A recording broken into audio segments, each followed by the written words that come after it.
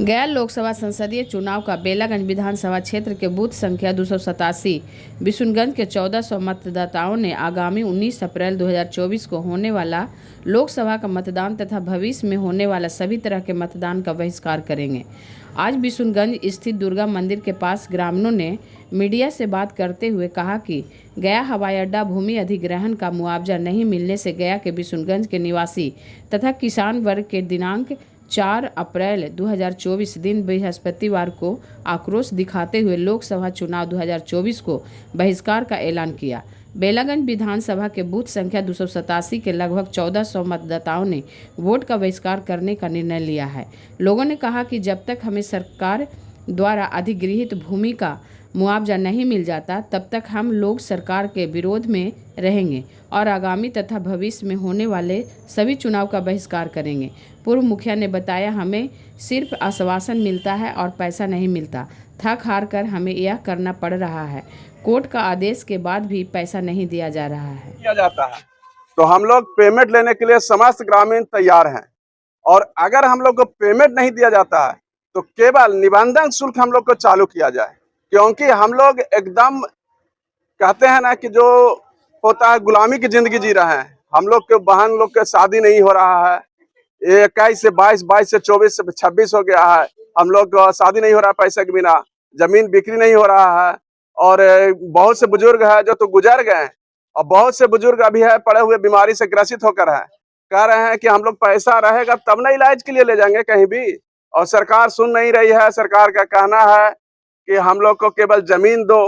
अरे भाई, जमीन देने के लिए हम लोग तैयार हैं, लेकिन आप हम लोग के कोर्ट में जो भेजे, कोर्ट हम लोग को जो निर्णय दिया है उस पर आप मान करिएगा ना कि नहीं करिएगा। हम लोग को तो सिर्फ एक ही मांग है जी। कि बिहार सरकार से या तो मुआवजे की राशि हम लोग को जो कोर्ट ने निर्णय किया है वो दिया जाए, और नहीं तो फिर निबंधन हम लोग को चालू कर दिया जाए। कहना क्या है, हम लोग मामला बताइए, पूरा मामला क्या है? पूरा मामला है कि जब एयरपोर्ट विस्तार का काम शुरू हुआ, सरकार से, केंद्र सरकार से पास हो गया कि गया हवाई अड्डा को इंटरनेशनल बनाना है, तो जमीन का अधिग्रहण बिहार सरकार के थ्रू शुरू किया गया। तो हम लोग के कहा गया है कि आप लोग जमीन आप दे दीजिए एयरपोर्ट अधिग्रहण के लिए। तो जमीन दे दीजिए तो भाई पैसा की इसका क्या मिलेगा? तो आप लोग को जो रेट है अभी प्रेजेंट में, जो निबंधन शुल्क मतलब कि से ओरिजिनल जब कोर्ट में चलता है, उस रेट से आपका पैसा मिल जाएगा। हम लोग रेडी हो गए। हम लोग के 70 एकड़ जमीन अधिग्रहण कर दिया, नापी जोखी से कर लिया, और उसके बाद उस पर बिक्री के लिए रोक भी लगा दिया कि निबंधन में नहीं, अब आप लोग इसको नहीं कर सकते। लेकिन जब मुआवजा देने का समय आया, यहाँ कैंप लगा, सब पदाधिकारी लोग आए, कर्मचारी, एसडीओ, सीओ सब आए, तो हम लोग पे मुआवजा जितना निबंधन शुल्क चल रहा है, जितना निबंधन हमारा जमीन के प्रति डिसमिल था, उसका 25% हम लोग को दे रहा था पैसा। अच्छा। तो हम लोग रिफ्यूज कर गए, एक भी पैसा मैंने कोई भी ग्रामीण हम लोग नहीं लिए।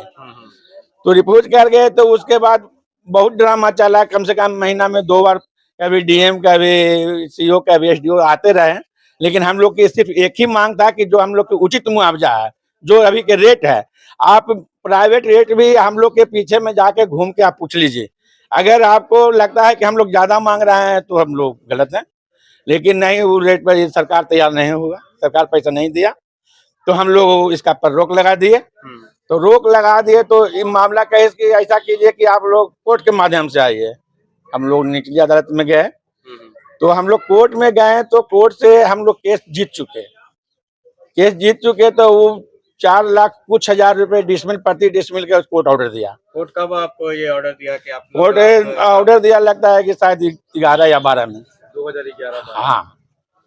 तब जब उस मुआवजा के हिसाब से मैंने 17-18 लाख रुपए कट्ठा हम लोग के बनता था, तो फिर सरकार रिफ्यूज कर गई, बिहार सरकार। अच्छा।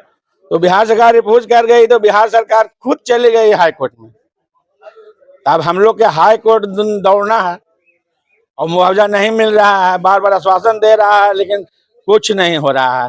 आपको हमारे सांसद महोदय भी कहें, जो प्रेजेंट में विजय मांझी थे, हमारे इधर जितना भी नेता, हरे मांझी खुद हमारा गांव के हैं, वो भी माने सदन में भी आवाज इसका उठाए आप पूर्व मुखिया रह चुके हैं, 2006 से लेके 16 तक। 2016 तक जी। आप मुखिया रह चुके हैं। जी। तो कभी इस चीज के बारे में उन लोग ने कभी ऐसा नहीं सोचा कि हाँ ये हमारे मुखिया हैं, हमारे हमेशा यहाँ से हमारा वोट आता रहता है, तो कभी इस चीज को लेके उन्होंने कुछ नहीं किया? सोचा तो, लेकिन सिर्फ वही नेता वाला अब अति कैटेगरी अपने ले रह गया कि मैंने आश्वासन दे दिया कि नहीं मुखिया जी, हम इस बार जरूर पैसा आपको मिल जाएगा, लेकिन सिर्फ आश्वासन रह गया आज तक। तो इस बार का क्या लगता है, मतलब हो पाएगा कि नहीं हो पाएगा, या फिर केवल वो नहीं, आएंगे, अगर आश्वासन देंगे, हम लोग पूरा गांव अगर एकजुट रहेंगे, जी। अगर इसमें से अगर कोई भी नेता फोड़ नहीं सकता किसी को, तो एकदम गारंटी है कि हम लोग को मुआवजा मिलेगा।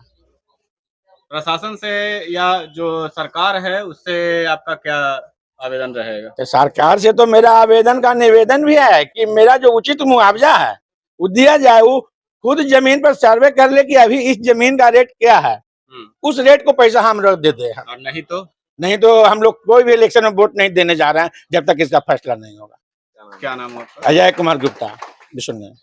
भूमि अधिग्रहण एयरपोर्ट के विस्तार के लिए किया गया था। हम लोग ने उस समय तैयार थे कि हम लोग अधिग्रहण हो रहा है तो हम मुआवजा लेंगे, लेकिन हम लोग के साथ भूमि अर्जन पदाधिकारी ने धोखा दिया। हमारा लिखाई ज्यादा था विशुनगंज का, हरियो का कम था, लेकिन हरियो का 4 लाख का मुआवजा बना के दिया। हमारे विशुनगंज में 48,000 का दिया।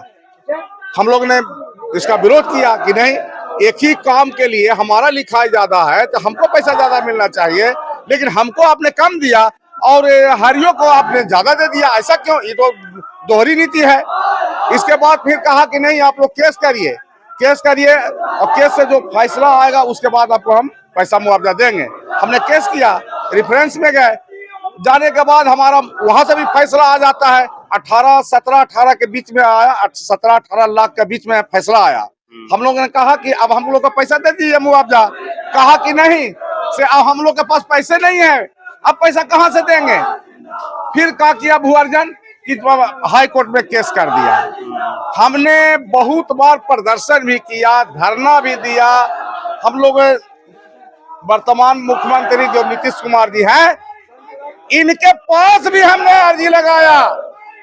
फिर आप जीतन मांझी जी बने थे मुख्यमंत्री, उनके पास भी अर्जी लगाया। उन्होंने कहा कि आपका हम सोल्व कर देते हैं, लेकिन उन्होंने सोल्व करने के बजाय हम लोग को और उलझा के धर दिया। मैं पूछना चाहता हूं नीतीश कुमार जी से, जीतन मांझी जी से, कि आपने मुख्यमंत्री के पद, आप वोट की बात करते हो, वोट आता है तो कहता है कि सारे लोग वोट दो। अब आप लोकतंत्र का खुद हत्या कर रहे हैं।